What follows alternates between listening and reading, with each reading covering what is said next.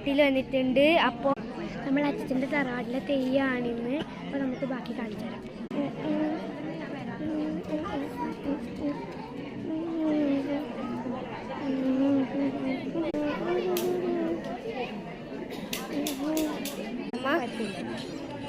ഇതാണെൻ്റെ വെല്ലിച്ചൻ, എൻ്റെ ചേച്ചി,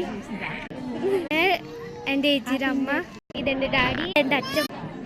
അപ്പം ഇതാണ് ഗായ്സ് ഞങ്ങളുടെ അച്ഛൻ്റെ തറവാട്.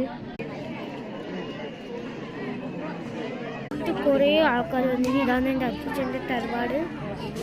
ഇവിടെ ചന്തയുണ്ട്.